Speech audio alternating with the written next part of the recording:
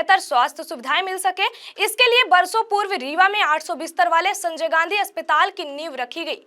समय बीतने के साथ ही रीवा को सुपर स्पेशलिटी हॉस्पिटल सहित अन्य अस्पतालों को सौगात प्राप्त हुई। पुराने अस्पतालों का कायाकल्प करके उन्हें एक नया स्वरूप दिया गया। संजय गांधी अस्पताल के साथ ही अन्य शासकीय अस्पतालों में एक से बढ़कर एक महंगी मशीनें स्थापित की गई ताकि लोगों को बेहतर स्वास्थ्य सुविधाएं मिल सके।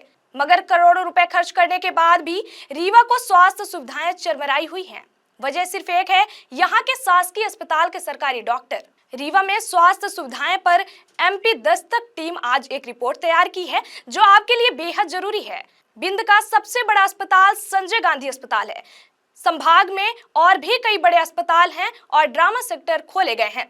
रीवा का श्याम साई मेडिकल कॉलेज अपने आप में एक बेहद बड़ा रिसर्च सेंटर है, जहां दूर दूर से छात्र छात्राएं डॉक्टर बनने का सपना साकार करने आते हैं। संजय गांधी अस्पताल समेत सुपर स्पेशलिटी हॉस्पिटल, जिसे एम्स अस्पताल के तर्ज पर बनाया गया था, लेकिन सब फेल है।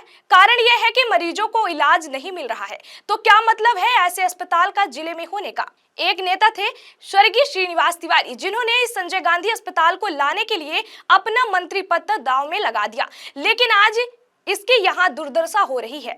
यही वजह है कि लोग अब वहाँ इलाज कराने नहीं जाते और प्राइवेट हॉस्पिटल जाते हैं, जहाँ उनसे मोटी रकम वसूली जाती है। पूरे संसार में डॉक्टरों को भगवान कहा जाता है, पर रीवा के डॉक्टर भगवान कहलाने के लायक ही नहीं है, क्योंकि पैसे की चमक में वह लालची बन बैठे हैं और अपना फर्ज भुलाकर सिर्फ और सिर्फ मोटी रकम कमाने में जुटे हुए हैं। रीवा में स्वास्थ्य सुविधाएं पर हमने आज एक रिपोर्ट तैयार की है जो आपके लिए एक बेहद जरूरी है। वजह यह है कि खुद को धरती पुत्र कहने वाले डॉक्टर इन दिनों अपने काम पर ध्यान केंद्रित कर रहे हैं।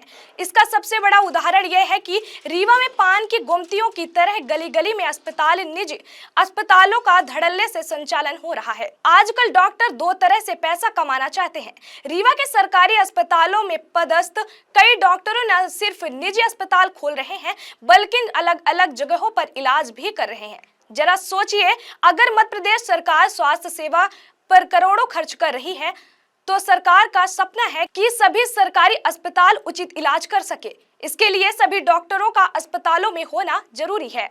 मध्य प्रदेश के उप मुख्यमंत्री राजेंद्र शुक्ल, जो स्वास्थ्य मंत्री हैं, मंत्री जी लगातार विंध्य समेत रीवा में स्वास्थ्य सुविधाओं पर जोर वो अपने भाषण में अक्सर कहते हुए दिखाई देते हैं कि रीवा को हमें मेडिकल हब बनाना है। हाल ही में उन्होंने संजय गांधी अस्पताल में आयोजित एक कार्यक्रम के दौरान वहां पर मौजूद मेडिकल स्टाफ और डॉक्टरों को नसीहत दी थी कि बड़ी बड़ी इमारत से हमारा रीवा मेडिकल हब नहीं बनेगा। अगर रीवा को मेडिकल हब बनाना है तो डॉक्टर को सीने में आग, सर में ठंडक, पैरों में चक्र लगाने पड़ेंगे। लेकिन रीवा के डॉक्टर अपने मनमानी पर उतारू हैं। पैर में चक्कर, मुंह में शक्कर, सिर में बर्फ और सीने में आग और सिर में ठंडक। कुछ लोगों के सिर में गर्म भी रहती है और यहाँ राख है।